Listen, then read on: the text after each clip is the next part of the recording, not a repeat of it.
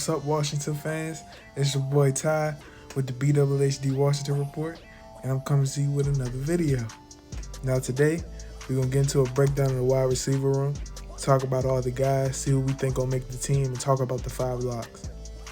First and foremost, let's talk about the locks. For my 5 locks, I first had Terry McLaurin.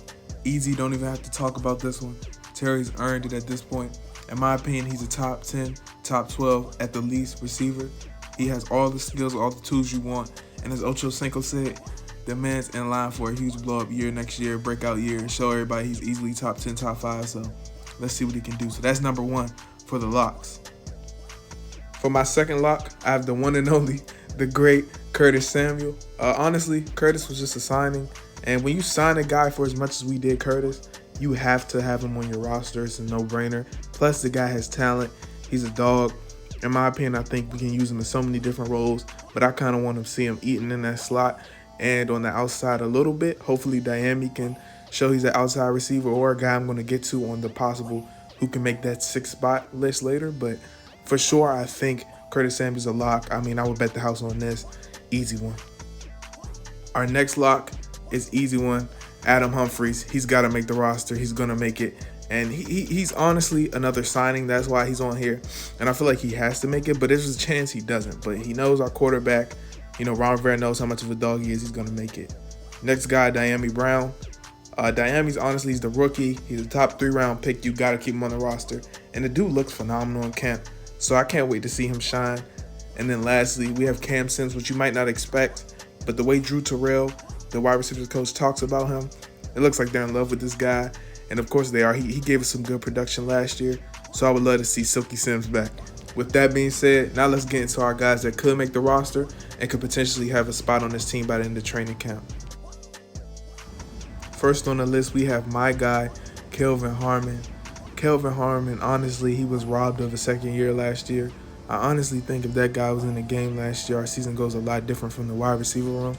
I think he has a good season. I don't think he goes for anything crazy, of course. He may go for like 800, 900 last year on the opposite side of Terry. But honestly, man, it makes me sad to think that if he doesn't make this roster, he truly never got a second chance. And it wasn't even like he was bad in his first opportunity. He was just a rookie. So, you know, I want to see this guy make the roster. He's probably the guy I'm rooting for, probably the most or maybe the second most out of these guys I'm going to mention today. But it's just surely because he shows so much ability. He shows so much promise in his rookie year. And I feel like I don't want to be robbed of that. You know what I'm saying? I mean, just look at the catches he's making in the video behind me. This kid is phenomenal. He has the best hands on the team. Listen, I love Terry. We all love Terry. But Kelvin Harmon's hands, he had 0 drops his rookie season, I believe. I believe he was like 1 of 4 receivers with 0 drops on over 40 targets. It was something insane like that. So, I mean, this dude's got hands for days. He catches everything. He can block. He's strong as all hell. He can go up and get it. He's your possession guy. If he pans out correctly, Jesus, we can have so many weapons on this team. I saw the reports about him moving to tight end. Not really believing that. But, yeah, Kelvin Harmon, guys, let me know what you think about him. Next, we have my guy, the second-year wonder, Antonio Gandy Golden. Man, don't let me get into this. This guy right here, I'm telling y'all, listen, I know last year was disappointing. It was hard. Look at that fucking catch. Look at these catches. I'm sorry.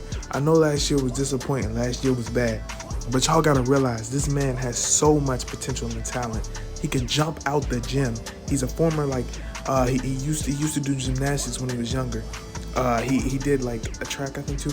But he's a former gymnast. Dude can jump out the gym. He's 6'4". He's not the fastest, I'll give you that. But his hands are amazing. His ball skills phenomenal. Some of the catches he's making on tape are unbelievable. This dude's potential is through the roof, and y'all have to realize that. The catches he's been making in camp, phenomenal. I know he was horrible his rookie season. I know he barely got to play also when he was hurt his rookie season, which people seem to ignore. You got to realize this guy has potential. I'm not saying he'll live out to it. He'll probably, you know, it's a good chance he doesn't live up to his potential. It's a good chance he's a scrub. I hope not. But it's a good chance he's also a beast, and he's also that baby Galladay, that dog that can go up and get it. Man, listen, the potential on this kid, insane. I would love to have him on the roster and have him break out this year. So, man, if I'm not rooting for Kelvin Harmon the most, it's AGG. I'm telling y'all, man, the potential. Next up is Steven Sims, and listen, I speak for every fan when I say this one hurts. I mean, it hurts so bad. It's never the right time to say no. It might be the right time, but it don't feel like it. It hurts because we love Steven Sims coming after his rookie year. Thought he was gonna take that leap, be Terry's number 2/slot, and just looking at what he's done, he just hasn't lived up to our expectations. Not his fault, that's ours, but it is his fault too. But he had a case of the butterfingers this season. He wasn't doing too bad till he got hurt, but then it was just downhill. This one's gonna hurt to see him on a practice squad or release guys, but I think it's gonna happen. Prepare yourselves. Man, love Steven Sims, loves what he did for us his rookie year. We'll never forget it. But sadly, I think he won't make the team. But if he does, I'll be damn happy because I know that means he showed out, and I know he can. He has talent. He just has to put it together. So here's our hope for Steven Sims to make it, guys. Don't bash him too much. Y'all know y'all was hype about him too his rookie year, and just we want to see him shine, man. So yeah, all hope going to him.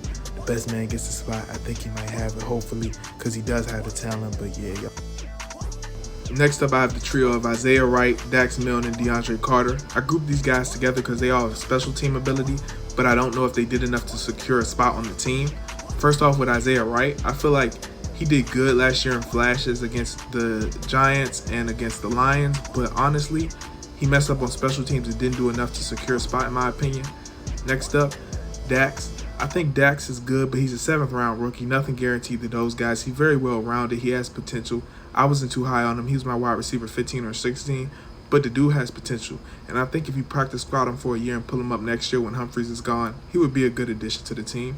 And then lastly, DeAndre Carter. He's just mainly a special teamer, not really any offensive value, so I honestly don't see us keeping him.